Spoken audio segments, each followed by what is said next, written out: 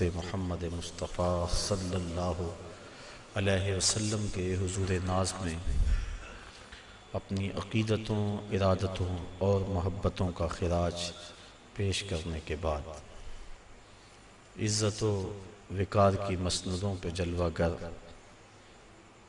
انتہائی قابل صد احترام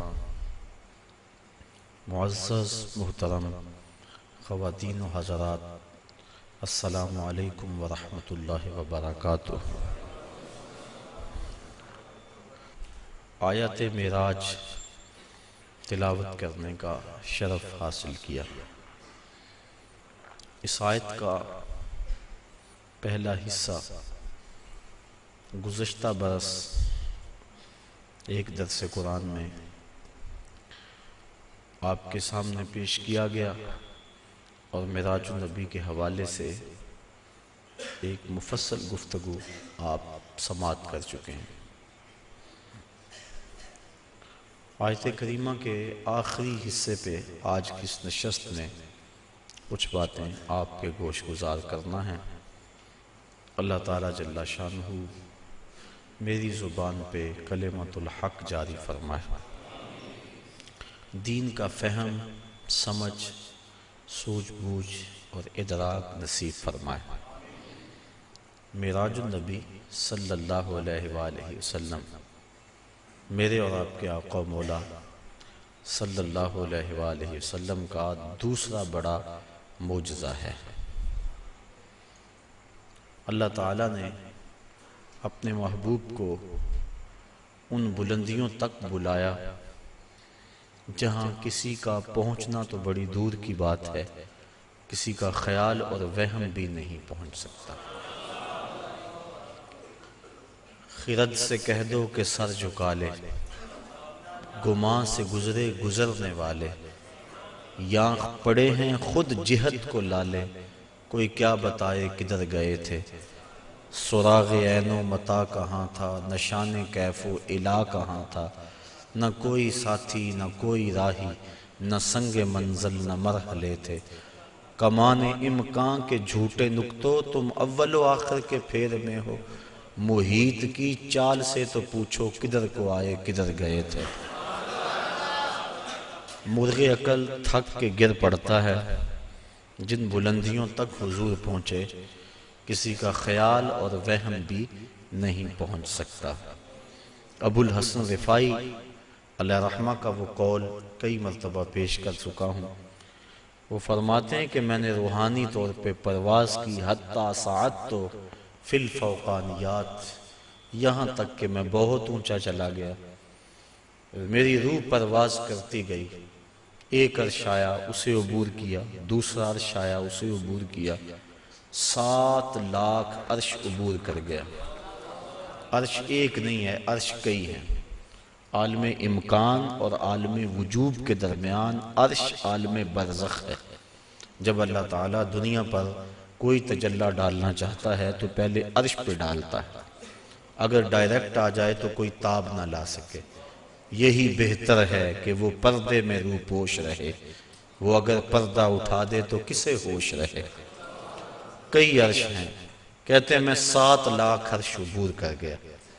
پھر آواز آئی، ابو الحسن رفاعی کدھر آ رہے ہو؟ کتاب کا نام ہے النبراس، علامہ عبدالعزیز فرہاروی رحمۃ اللہ تعالی علیہ کی یہ مصنفہ ہے، جو علامہ سعد الدین تفتازانی رحمۃ اللہ تعالی علیہ کی علم کلام پر مشتمل کتاب شرح عقائد نسفیہ کی تشریح ہے، اور یہ وہ کتاب ہے جو تمام مکاتیب فکر کے مدارس میں سبقاً پڑھائی جاتی ہے۔ تو حضرت علامہ عبدالعزیز فرہاروی نے اس واقعہ کو لکھا، اور اس میں کسی فرقے اور گروہ کا اختلاف بھی نہیں ہے کہ روح پرواز کر سکتی ہے۔ کہتے ہیں میں 7 لاکھ عرش عبور کر گیا۔ پھر آواز آئی، ابو الحسن رفاعی کدھر آ رہے ہو؟ تو میں نے عرض کی مالک معراج کی رات جس عرش پہ محبوب کے قدم آئے تھے، میں تو اس عرش کی تلاش میں نکلا ہوں۔ نہ سفر بشرط معال ہے، نہ طلب بقید سوال ہے، فقط ایک سیری ذوق کو میں بھٹک رہا ہوں کہاں کہاں۔ میرے دل کی یہ خلوتیں کئی بار سج کے اجڑ گئیں، مجھے بارہا یہ گماں ہوا تم آ رہے ہو کشاں کشاں۔ کہا میں تو اس عرش کی تلاش میں ہوں۔ پھر آواز آئی ارجع لا وصول لک، ابو الحسن رفاعی پلٹ جاؤ، تم کروڑوں سال بھی پرواز کرو لیکن جس عرش کی چھاتی پہ میرے محبوب کے قدم آئے ہیں وہاں تمہارا خیال بھی نہیں پہنچ سکتا۔ کوئی حد ہے ان کے عروج کی، بلغ العلاب کمال، جن بلندیوں تک وہ پہنچے کسی کا تصور بھی نہیں پہنچ سکتا۔ بشر بھی پیچھے رہ گئے، نوری بھی پیچھے۔ نوریوں کا امام سدرہ پہ ہاتھ جوڑ رہا ہے، لو دنوت ان ملتن لہ ترکتو، اگر میں ایک پورے کے برابر بھی آگے جاؤں تو میرے پر جلتے ہیں۔ کوئی فلک تے رہ یار گیا، کوئی جا سدرہ تے ہار گیا، ایک کالیاں زلفاں والا سی جڑا عرش تو بھی لنگ پار گیا۔ وہاں تک پہنچے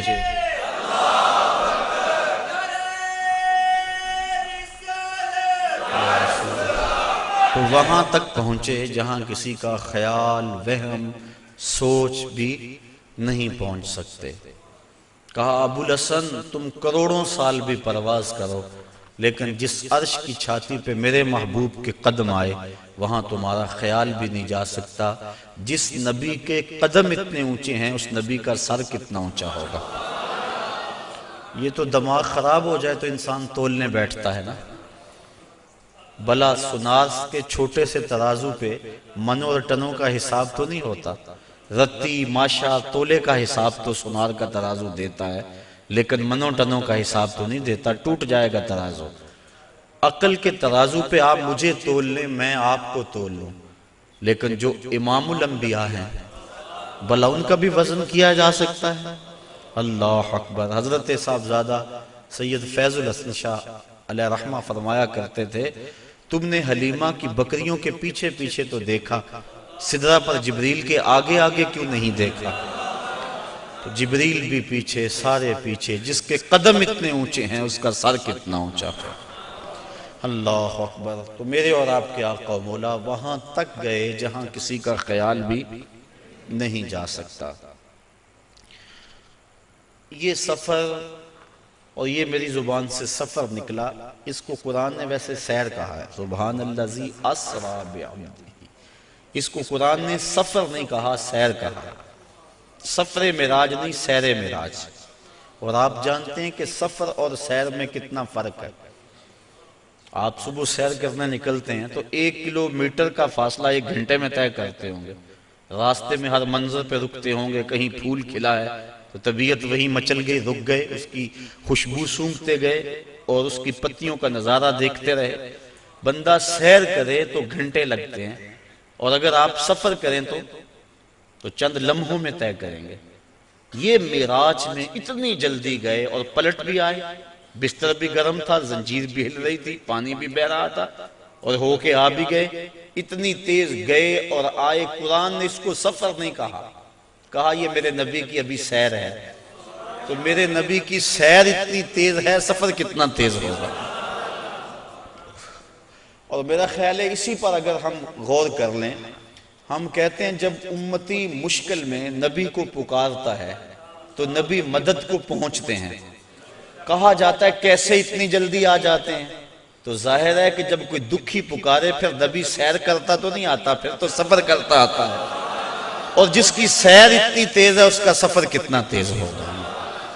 تو محبوب خدا اتنے سریع رفتار ہیں اور کہاں تک پہنچے انسان کی عقل تھک جاتی ہے، یہاں تک کسی کا خیال اور تصور بھی نہیں پہنچ سکتا۔ یہ ایک الگ مضمون ہے۔ میں نے آج گفتگو یہ کرنی ہے کہ اللہ تعالیٰ کے عجائب قدرت کی نشانیاں جس لیے اللہ نے اپنے محبوب کو بلایا تھا وہ کیا تھیں اور اللہ نے اپنے محبوب کو کیا دکھایا۔ سب سے بڑی نشانی اور سب سے بڑی دولت جو محبوب کے دامن میں ڈالی گئی اور حضور کو عطا کی گئی وہ اپنا دیدار تھا۔ سب سے بڑی دولت جو اللہ تعالیٰ نے اپنے محبوب کو عطا فرمائی وہ اپنا دیدار تھا۔ رخ سے پردہ ہٹا دیا اور محبوب کو اپنا جلوہ دکھا دیا۔ اللہ اکبر۔ اعلیٰ حضرت امام اہل محبت امام الشاہ احمد رضا خان فاضل بریلوی علیہ رحمہ فرماتے ہیں اور غیب بلا تم سے کیا نہاں ہو، جب خدا ہی تم سے نہ چھپا تم پہ کروڑوں درود۔ اب اس میں بھی اختلاف ہے کہ کیا دیدار الہی حضور نے معراج کی رات کیا تھا یا نہیں کیا تھا۔ بعض لوگوں کا موقف یہ ہے کہ حضور گئے تھے اور سدرۃ المنتہا کے پاس جبریل امین کو دیکھ کر آ گئے تھے، اللہ تعالیٰ کا دیدار نصیب نہیں ہوا۔ اگر یہ بات ہے تو پھر معراج موسیٰ علیہ السلام اور معراج مصطفیٰ میں فرق کیا ہوا کہ انہوں نے بھی نہ دیکھا اور یہ بھی نہ دیکھ سکے؟ اور جبریل کو اگر دیکھنے گئے تھے، جبریل تو 26,000 مرتبہ حضور کی چوکھٹ پہ آیا تھا، تو پھر حضور علیہ السلام وہاں گئے۔ اللہ تعالیٰ نے سورہ نجم کے اندر بیان فرمایا کہ ما کذب الفؤاد ما رأى، ما کذب الفؤاد ما رأى، جو آنکھ نے دیکھا دل نے اس کی تکذیب نہیں کی بلکہ تصدیق کر دی۔ تصدیق کون کرتا ہے؟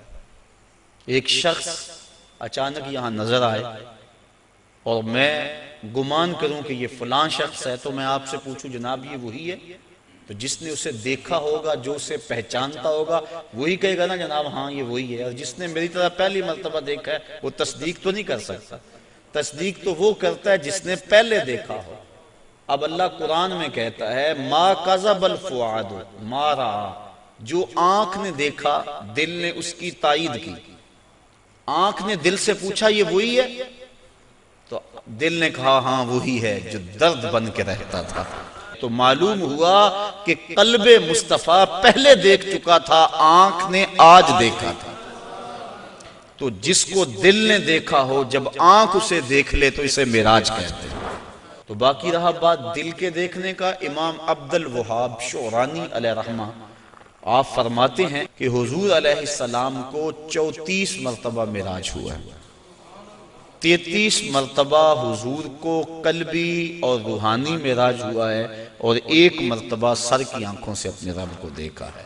تو دل تو پہلے بھی جلوے پا چکا تھا، دل کو پہلے بھی انوار کی دولت ملی تھی، اور آنکھ نے آج پہلی بار دیکھا تھا۔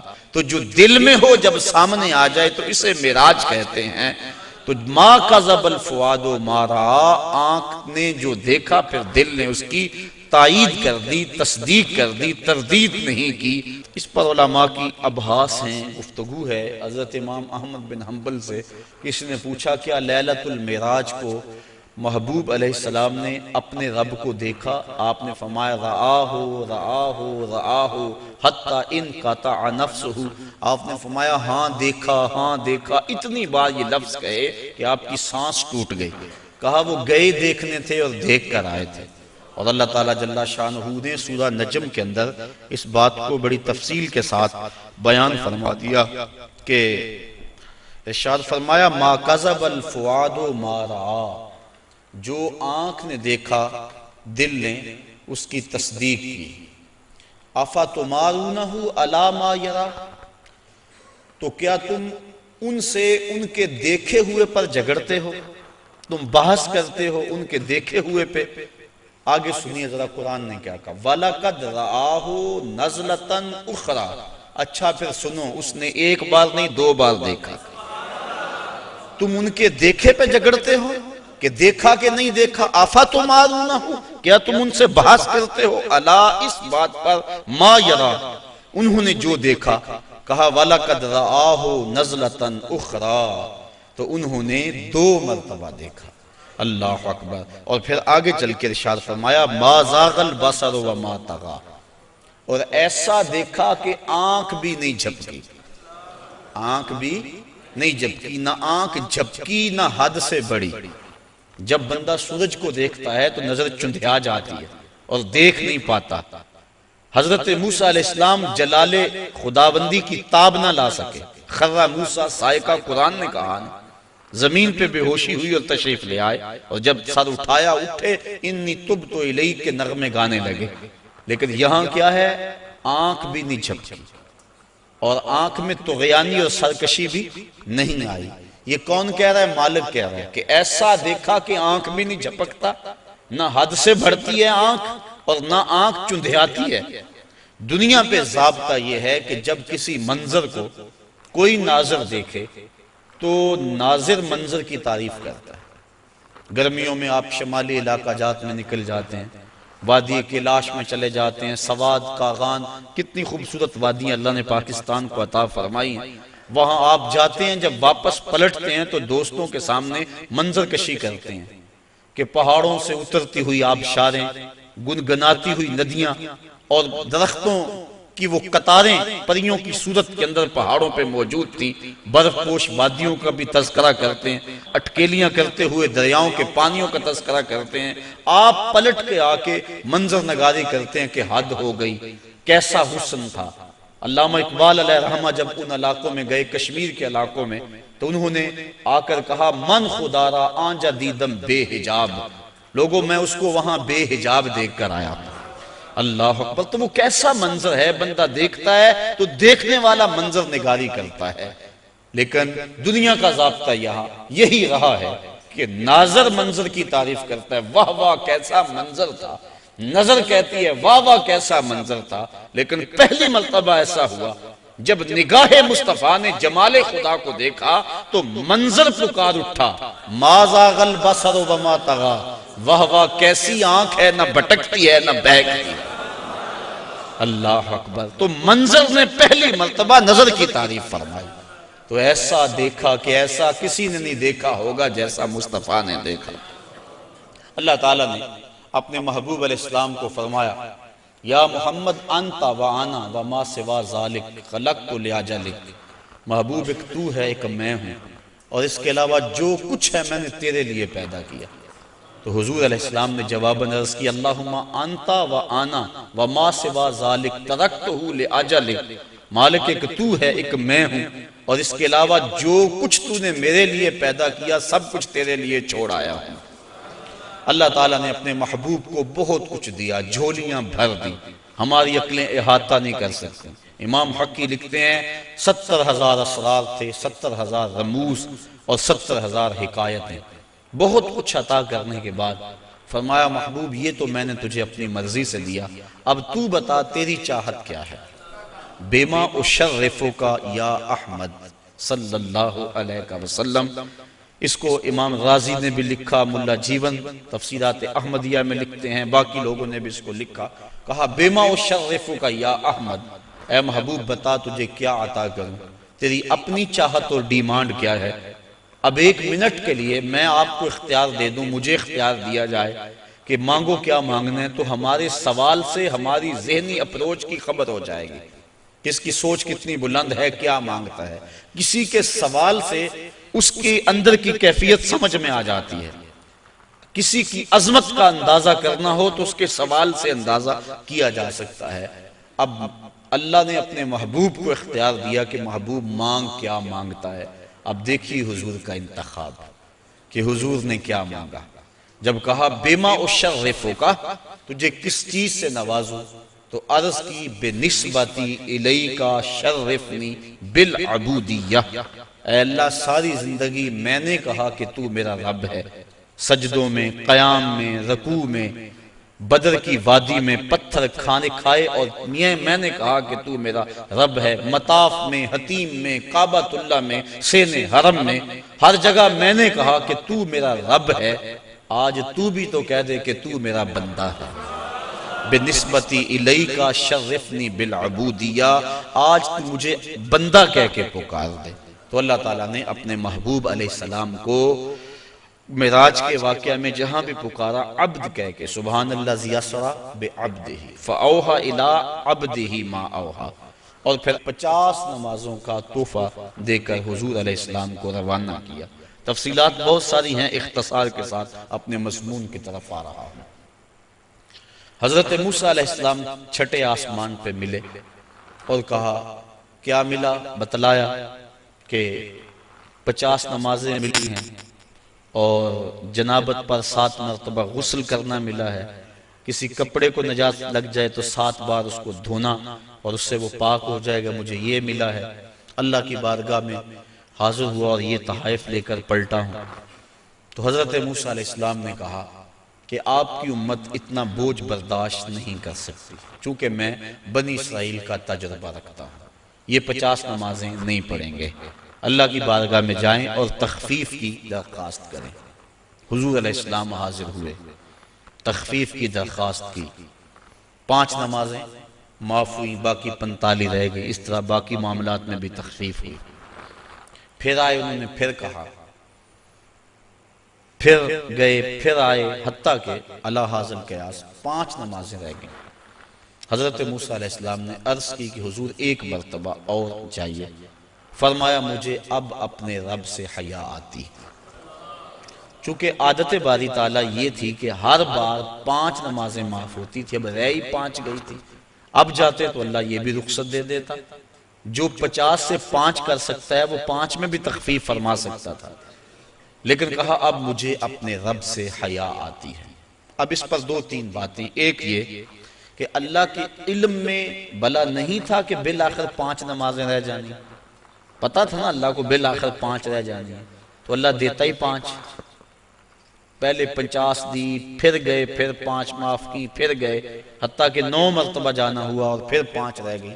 اللہ تعالیٰ کا علم بڑا وسیع ہے، اور اللہ تعالیٰ کا علم قدیم ہے اور حادث نہیں، تو اس کو پتا تھا کہ بالآخر 5 نمازیں رہ جانی ہیں، وہ عطا ہی 5 کرتا، لیکن اگر وہ 5 دیتا لوگوں کو عظمت مصطفیٰ کا علم کیسے ہوتا؟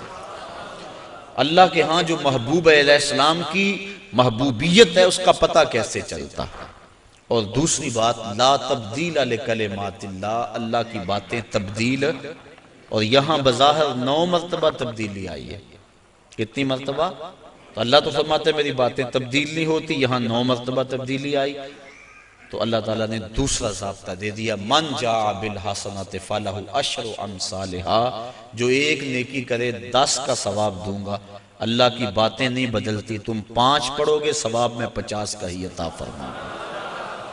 تو یہ جو معراج ہے، اس کا جو اہم ترین تحفہ امت کے لیے حضور لے کر آئے وہ نماز کی صورت میں تھا، اور ارشاد فرمایا حبب الی من دنیاکم ثلاث الطیب والنساء وجعلت قرۃ عینی فی الصلاۃ، مجھے تمہاری دنیا سے صرف 3 چیزیں پسند ہیں، خوشبو، منکوحہ عورتیں، اور میری آنکھوں کی ٹھنڈک نماز میں رکھی گئی۔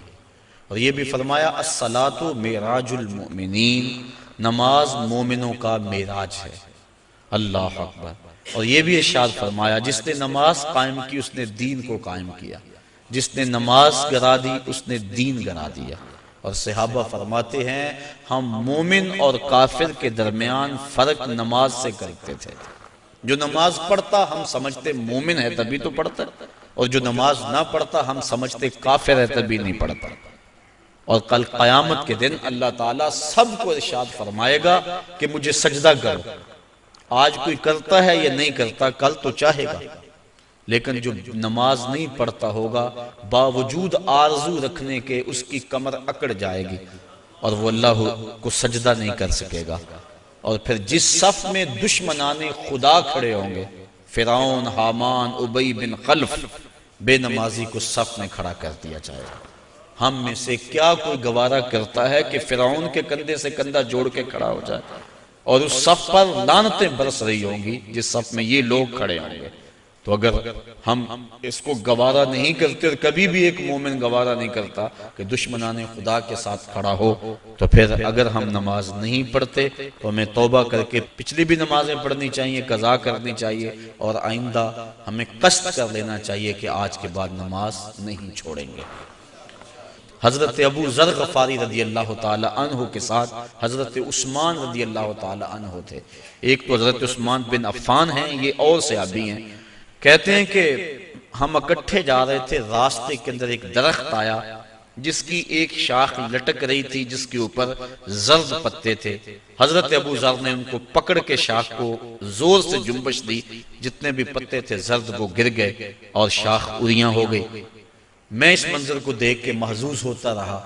پھر حضرت ابو ذر غفاری میری جانب متوجہ ہوئے اور کہنے لگے اے عثمان، تو نے پوچھا نہیں کہ میں نے اس شاخ کو یوں پکڑ کے جھٹکا کیوں دیا ہے؟ تو کہتے ہیں میں نے کہا اچھا پھر آپ بتا دیں کہ آپ نے شاخ کو جھٹکا کیوں دیا ہے؟ کہا ایک دن میں حضور کے ساتھ جا رہا تھا، راستے میں ایسا ہی ایک درخت آیا اور اس کی شاخ تھی جس پہ زرد پتے تھے، آقا کریم نے اس کو پکڑ کے جنبش دی، پتے یوں ہی جھڑ گئے۔ میں اس منظر کو دیکھ رہا تھا، آقا کریم نے میری طرف دیکھ کر کہا ابو ذر تو نے پوچھا نہیں میں نے شاخ کو جنبش کیوں دی ہے؟ تو میں نے یوں عرض کی حضور آپ بتا دیں کہ آپ نے کیوں جنبش دی؟ تو کہا اے ابو ذر جس طرح میں نے شاخ کو جنبش دی اور سارے پتے جھڑ گئے، اس طرح جب کوئی بندہ نماز کے لیے کھڑا ہو جاتا ہے سارے گناہ جھڑ جاتے ہیں۔ آقا کریم علیہ السلام نے معراج کی رات جو خاص چیزیں دیکھیں اور امت کو بیان فرمائیں، لِنُرِيَهُ مِنْ آیاتنا، اور معراج کا مقصد تھا محبوب کو بہت کچھ دکھلانا، سب سے بڑی دولت اپنا دیدار اور بہت کچھ، جنت دوزخ کا جو ہے حضور نے مشاہدہ کیا۔ تو حضور نے کچھ لوگوں کو دیکھا کہ ان کے سر پتھر کے ساتھ کچلے جا رہے تھے، اور پھر اس کے بعد پھر وہ ٹھیک ہو جاتے، پھر دوبارہ ان کو کچلا جاتا۔ تو جبریل امین سے حضور علیہ السلام نے پوچھا کہ یہ کون لوگ ہیں اور ان کے سر کیوں کچلے جا رہے ہیں؟ تو جناب جبریل امین نے عرض کی کہ حضور یہ وہ لوگ ہیں کہ جن کے سر نماز کی وجہ سے بوجھل رہا کرتے تھے اور آج ان کو یہ سزا دی جا رہی ہے۔ تو نماز سے سروں کا بوجھل رہنا یہ اس قدر کبھی امر ہے کہ قیامت کے دن اس کی سخت سزا ہوگی۔ آپ نے علماء سے سینکڑوں بار یہ سنا اول ما یحاسب بہ العبد یوم القیامہ الصلاۃ، قیامت کے دن بندے سے سب سے پہلا سوال نماز کا کیا جائے گا، اور اگر پہلا سوال کا جواب ہی نہ آیا اگلی باتیں تو بعد میں ہیں، اس لیے ہمیں قصد کرنا چاہیے کہ آج کے بعد نماز نہیں چھوڑیں گے۔ حضور علیہ السلام نے معراج کی رات ایک شخص کو دیکھا، لکڑیوں کا ایک بہت بڑا گٹھا تھا جس کو اٹھانے کی کوشش کرتا تھا لیکن اس سے وہ اٹھایا نہیں جاتا تھا، بھاری تھا، اس کی طاقت سے زیادہ تھا، لیکن اس کے باوجود وہ دائیں بائیں سے لکڑیاں اس کے اندر شامل کرتا تھا۔ پوچھا کہ یہ کون شخص ہے؟ اس کا جو گٹھا ہے لکڑیوں کا وہ پہلے بڑا بھاری ہے اور مزید وہ لکڑیاں دائیں بائیں سے لے کر اس کے اندر شامل کر کے اس کو مزید وزنی کرتا چلا جا رہا ہے۔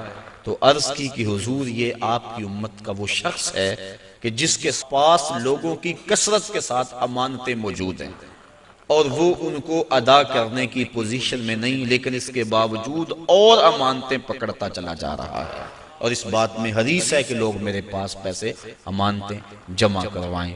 تو کل قیامت کے دن اس صورت کے اندر جو ہے وہ اس کی سزا دکھلائی گئی کہ اس گٹھے کو اٹھانے کی کوشش کرتا ہے، اور ایک روایت میں آتا ہے کہ کل قیامت کے دن جس شخص نے لوگوں کی امانتیں دینا ہوں گی تو اس کو لوگ پکڑیں گے اور کہیں گے ہماری امانتیں واپس کر، وہ کہے گا اب اس وقت تو میرے پاس کچھ نہیں ہے۔ اسے فرمایا جائے گا کہ جو ان لوگوں کی امانتیں تیرے پاس ہیں وہ ایک جگہ رکھی ہوئی ہیں، اگر تو ان کو وہاں سے لا کر کے دے دے تو تیری جان چھوڑ سکتی ہے۔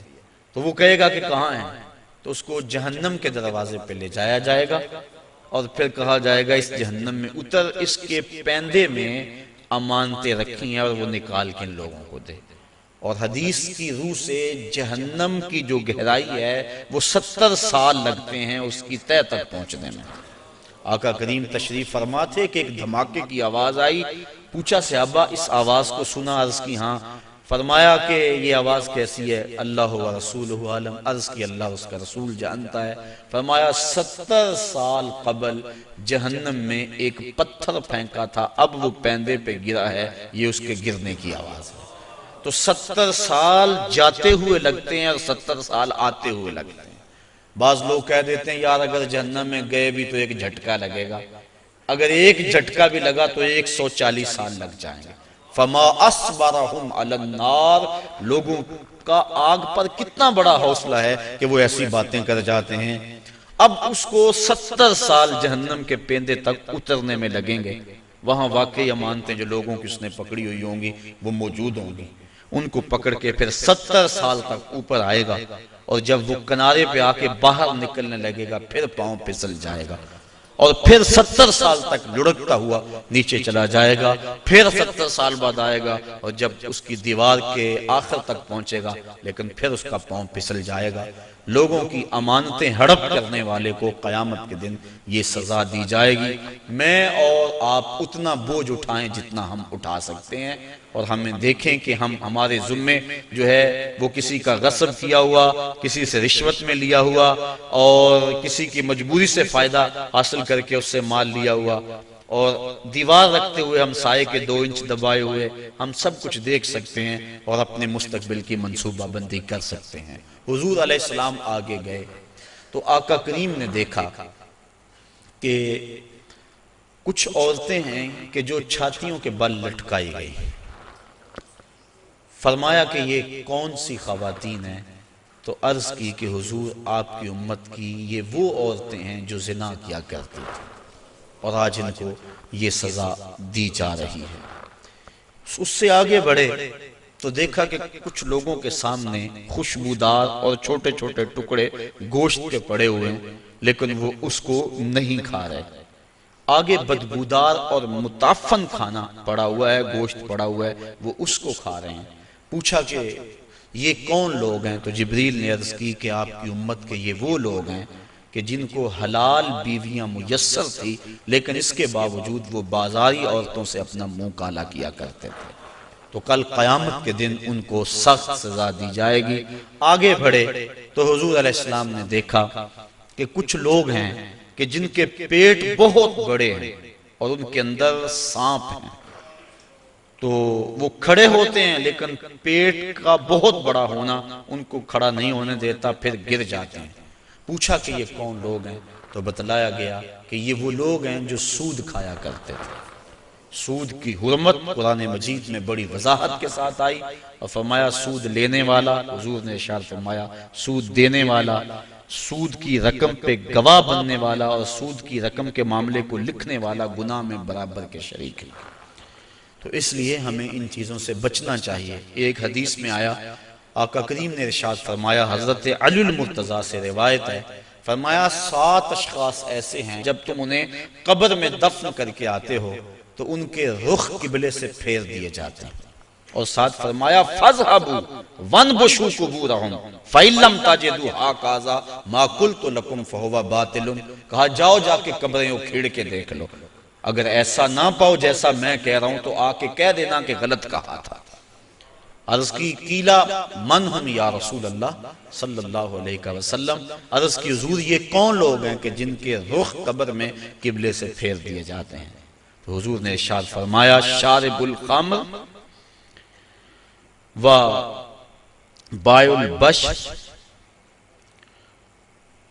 و شاہد الزور و آکلۃ الربا و النائحۃ والمحتقر و تارک الجماع۔ 7 اشخاص گنوائے۔ پہلا شارب الخمر، شراب پینے والا۔ ایک روایت کے لفظ ہیں کہ شراب اپنے لیے بنانے والا، کسی اور کے لیے بنانے والا، شراب پینے والا، شراب پلانے والا، شراب بیچنے والا، شراب خریدنے والا، اور جس کے لیے شراب خریدی ہے، شراب کو ڈھونے والا، دوسری جگہ منتقل کرنے والا، ہمارا سب پر اللہ کے رسول نے لعنت بھیجی۔ تو یہ ایسا برا فعل ہے۔ ایک روایت کے لفظ میں نے پڑھے کہ شارب الخمر کعابد الوثن، شراب پینے والا بت پوجنے والے کی طرح۔ ہمارے معاشرے میں شراب نوشی سرایت کر گئی ہے، اور اب تو بعض طبقوں کے اندر یہ برا بھی نہیں سمجھا جاتا، جبکہ حلال سمجھ کے پینا تو کفر ہے، اور اس کو حرام سمجھتے ہوئے اس کی حرمت کے قائل ہونے کے باوجود پینا یہ گناہ کبیرہ ہے، اور منع فرمایا گیا سختی کے ساتھ۔ ارشاد فرمایا ایک تو ویسے بھی شرابی جب مرتا ہے اسے مرتے ہوئے کلمہ نصیب نہیں ہوتا، اور دوسرا یہ روایت جو میں نے آپ کے سامنے رکھی کہ اس کا قبلے سے رخ پھیر دیا جائے گا۔ اور اب یہ بھی میڈیا پہ بیٹھ کے ہمارے روشن خیال حکمرانوں کی ایما پر لوگ کہہ رہے ہیں کہ صرف خمر حرام ہے، باقی جو چیزوں سے کشید کی گئی چیزیں ہیں وہ حرام نہیں ہے، جبکہ میرے اور آپ کے آقا و مولا صلی اللہ علیہ وآلہ وسلم نے واضح طور پہ فرمایا ہر وہ چیز جو نشہ لاتی ہے وہ شراب ہے، اور ہر شراب خمر حرام ہے۔ تو وہ نشہ چاہے کوئی بھی چیز لانے والی ہو، اس کو شریعت نے واضح طور پہ حرام کر دیا۔ یہ دوسرا بائع البشر، جن کے رخ جو ہیں وہ قبلے سے پھیر دیے جائیں گے، تو فرمایا ان میں سے بردہ فروشی کرنے والا، انسانوں کی خرید و فروخت کرنے والا۔ اب دنیا پہ یہ اس انداز سے غلامی کا انداز تو نہیں ہے، لیکن اعضائے انسانیہ کو اب بھی لوگ فروخت کر رہے ہیں۔ آپ روزانہ اخبارات میں پڑھتے ہیں کہ گردہ فروشی کا کاروبار اور مختلف اعضائے بدنیہ کا کاروبار۔ تو یہ دوسرے وہ شخص جو انسان یا انسان کے کسی عضو کا کاروبار کرتے ہیں، کل جب وہ مریں گے تو ان کا رخ قبلے سے پھیر دیا جائے گا۔ تیسرا ارشاد فرمایا وَشَاهِدُ الزُّورِ، اور جھوٹی گواہی دینے والا۔ بلکہ ایک روایت میں آقا کریم نے فرمایا میں تمہیں بڑے بڑے گناہوں کی خبر نہ دے دوں، الا انبئکم بأکبر الکبائر، بڑے بڑے گناہوں کی خبر نہ دے دوں۔ صحابہ نے عرض کی ہاں حضور آپ ارشاد فرمائیں۔ فرمایا الاشراک باللہ وعقوق الوالدین الا وقول الزور، اور ایک فرمایا وشہادت الزور۔ یہ مختلف اقوال ہیں احادیث میں، مختلف احادیث میں، تو شہادت الزور جھوٹی گواہی کو حضور علیہ السلام نے جو ہے وہ اکبر الکبائر میں شمار کیا۔ اور چوتھا فرمایا سود کھانے والے، سود لینا، سود دینا، سود لکھنا، اس کی رقم پر گواہ بننا، ان وزر میں فرمایا چاروں برابر ہیں۔ اور ایک روایت ہے صحاح کی، ارشاد فرمایا کہ سود کے گناہ کے 70 درجے ہیں، اور کم سے کم درجہ اپنی ماں سے زنا کرنا ہے۔ اب میں اور آپ دیکھیں اور اپنی زندگی کی راہ کو درست کریں۔ آگے فرمایا وَالنَّائِحَاتُ، نوحہ کرنے والی عورتیں جب قبر میں جائیں گی تو ان کا رخ پھیر دیا جائے گا۔ جب کوئی شخص فوت ہو جاتا ہے تو صبر کا حکم ہے۔ آنکھوں کا غم اور دل کا غم رحمان کی طرف سے ہے، ہاتھوں کا اور زبان کا غم شیطان کی طرف سے ہے۔ فرمایا لیس منا من ضرب الخدود وشق الجیوب ودعا بدعوی الجاہلیہ، جس نے گریبان نوچے، اپنے منہ پہ تھپڑ مارے اور جہلوں جیسی باتیں کی، فرمایا ہمارے سے اس کا کوئی تعلق نہیں ہے۔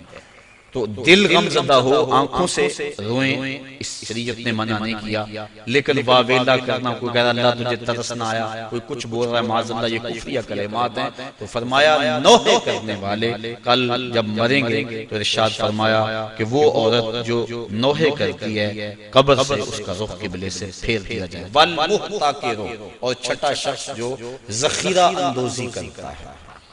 ذخیرہ اندوزی انسان کا کھانے پینے کا سامان ہے، غلہ، اور جانوروں کا جو چارہ ہے، اس میں ذخیرہ اندوزی شریعت نے منع فرمائی ہے۔ باقی جو معاملات ہیں کاروبار آپ کے، ان میں اگر کر لیں تو وہ منع نہیں۔ اور اس میں حضور نے ارشاد فرمایا جس نے 40 دن تک ذخیرہ اندوزی کی، اللہ تعالیٰ اسے 40,000 سال جہنم کی آگ میں جلائے گا۔ آخری فرمایا وَتَارِكُ الْجَمَاعَةِ، اور جو جماعت کو چھوڑنے والا ہے۔ نماز تو پڑھتا ہے لیکن جماعت سے نہیں پڑھتا۔ حضرت محمد بن سماعہ ایک بزرگ ہیں، امام محمد بن حسن الشیبانی کے شاگرد، اور امام محمد بن حسن الشیبانی امام اعظم کے شاگرد۔ محمد بن سماعہ کہتے ہیں 103 سال عمر پائی، کہتے ہیں 40 سال بیت گئے، جماعت کیا میری تکبیر اولیٰ بھی قضا نہ ہوئی، میری والدہ کا انتقال ہو گیا، بس مصروفیت ایسی ہوئی، صدمہ ایسا پڑا کہ میں مسجد میں آیا، سلام پھر گیا تھا، جماعت ہو چکی تھی۔ بڑا پریشان ہوا کہ زندگی میں کبھی کوئی تکبیر اولیٰ بھی نہیں رہی، آج جماعت بھی جاتی رہی۔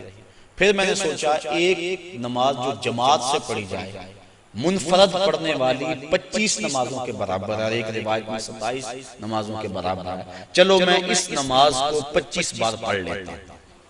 کہتے ہیں میں کھڑا ہو گیا اور اس نماز کو، ان فرائض کو میں نے 25 بار پڑھا، اور جب 25ویں بار پڑھ رہا تھا تو حاطب سے آواز آئی اے محمد بن سماعہ تم نے نماز تو 25 مرتبہ پڑھ لی، لیکن جب امام ولدالضالین کہتا ہے اور اس کے ساتھ فرشتے آمین کہتے ہیں، وہ آمین کہاں سے لاؤ گے؟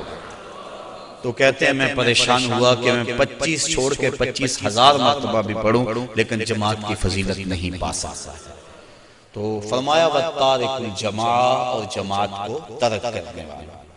حضور علیہ السلام نے ارشاد فرمایا کہ پھر میں آگے بڑھا تو میں نے کچھ لوگوں کو دیکھا کہ ان کی زبانیں لوہے کی کینچیوں سے کاٹی جا رہی تھی۔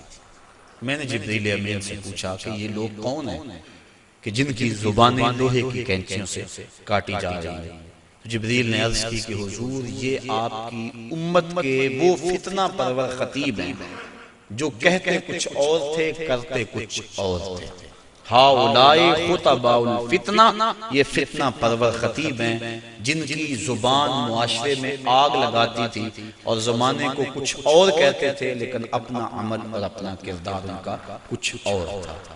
اس لیے منبر و محراب کے جو وارث ہیں ان کو ایک ایک لفظ جو ہے وہ تول کے بولنا چاہیے، اور اس پر پہلے عمل ہو تو لفظ لوگوں کے دلوں میں اترتے ہیں۔ تقریر سادہ ہو یا مختصر ہو اس سے کوئی غرض نہیں ہے، لیکن اگر انسان کی گفتگو کے پیچھے اس کے اپنے عمل کی قوت نہیں ہوگی تو چاہے اس کی تقریر سے لوگ لوٹ پوٹ ہو جائیں اور سارا دن دھوم مچی رہ کے حد ہو گئی، لیکن اس کے اثرات روح تک نہیں پہنچیں گے، وہ دماغ تک ہی ٹھہر جائے گی، دل تک نہیں پہنچ پائے گی۔ اس لیے فرمایا یہ آپ کی امت کے وہ فتنہ پرور خطیب ہیں کہ جو زبان سے کچھ اور کہتے ہیں اور ان کا اپنا کردار اور عمل اور ہے۔ انسان جب اپنی زبان کو کھولے تو اپنے عمل کا جائزہ لے لے۔ آپ اور میں بھی جو ہے وہ اپنی زندگی میں اس چیز کو غور کے ساتھ دیکھیں۔ غالباً حضرت بایزید بستامی آپ کے پاس ایک بڑھیا آئی اور اس نے کہا کہ میرا جو بیٹا ہے یہ گڑ بہت کھاتا ہے، میٹھا بہت کھاتا ہے، آپ اس کو تاکید کر دیں، کوئی تعویذ لکھ دیں۔ آپ نے فرمایا اس کو کہ اس کو کل لے کر آنا۔ دور دراز کا سفر تھا، پیدل سفر تھے، دوسرے دن وہ تھکی ہاری پھر آئی۔ آپ نے بچے کے سر پہ شفقت کا ہاتھ پھیرا، کہا بیٹا زیادہ مناسب نہیں ہے کسی چیز میں بھی کثرت کرنا، لہٰذا جو ہے وہ اعتدال سے آگے نہ بڑھو اور زیادہ نہ کھایا کرو۔ تو اتنا کہا اور کہا کہ جائیے، میں نے تاکید کر دی ہے۔ تو مائی نے کہا کہ حضرت کل میں آئی تھی اتنا لمبا سفر کر کے، اگر یہی بات کہنی تھی تو آپ کل ہی کہہ دیتے۔ اتنا لمبا سفر میں نے دوبارہ کیا، میں نے کہا شاید کوئی خاص عمل ہے جو آپ نے کرنا ہے۔ تو فرمایا کہ اصل بات یہ تھی کہ کل اتفاق سے میں نے خود کھایا ہوا تھا، اس لیے اسے منع کرتا تو شاید میری بات میں اثر نہ ہوتا۔ اب یہ ایک عام اور سادہ سی بات ہے، لیکن ہم اگر اپنے بچوں کو گھر میں تاکید کرتے ہیں نا، بعض کا لوگ کہتے ہیں کہ بچے نماز نہیں پڑھتے، اچھا جی ان کے لیے دعا کر دیں، ہم نہیں پڑھتے چلو یہ تو پڑھیں۔ تو میں کہا کرتا ہوں یہ کیوں پڑھیں؟ جب تم نہیں پڑھتے تو یہ کیسے پڑھیں؟ ماں باپ کو خود نمونہ بنانا چاہیے۔ اس طرح ہمارے علماء کو، مبلغین ہیں، مشائخ اعظام ہیں، جو بھی ذمہ دار ہے، جو بھی بات 2 4 10 20 50 لوگوں تک بات منتقل کرتا ہے، اس کو خود نمونہ بننا چاہیے۔ صرف یہ تقریر، واز، لچھے دار گفتگو اور اس سے لوگوں سے پیسے بٹور لینا یہ بات نہیں ہے، بلکہ بات جو دل سے نکلتی ہے اثر رکھتی ہے۔ اس لیے ہم بات دل سے کہیں اور جو کہیں اس پر ہمارا پہلے عمل ہو۔ اللہ کی رضا کے لیے جئیں، اللہ کی رضا کے لیے مریں، یقیناً اس کی برکات ہیں۔ وہ اقبال علیہ رحمہ نے کہا تھا کہ واعظ قوم کی وہ پختہ خیالی نہ رہی، برق طبعی نہ رہی، شعلہ میں کالی نہ رہی، رہ گئی رسم آزاں، روح بلالی نہ رہی، فلسفہ رہ گیا تلقین غزالی نہ رہی، مسجد مرثیہ خواہیں کہ نمازی نہ رہے، یعنی صاحب اوصاف وہ حجازی نہ رہے۔ اللہ تعالیٰ اپنی راہوں کا مسافر ہے۔ میاں صاحب نے کیا کہا تھا؟ پڑھنے اتے مان کرینا تے نہ آکھی میں پڑیا، او جبار کہار صداوے متا روڑ دے وے دودھ کڑے۔ اس لیے آخری دم تک انما الاعمال بالخواتیم، اعمال کا دار و مدار حسن خاتمہ پہ ہے۔ ادارۃ المصطفیٰ کے جتنے مبلغین ہیں، مصطفی فقیر ہیں، اور آپ لوگ جہاں جہاں سے بھی آئے ہیں، بس یہ کوشش کریں، یہ اپنا مزاج بنا لیں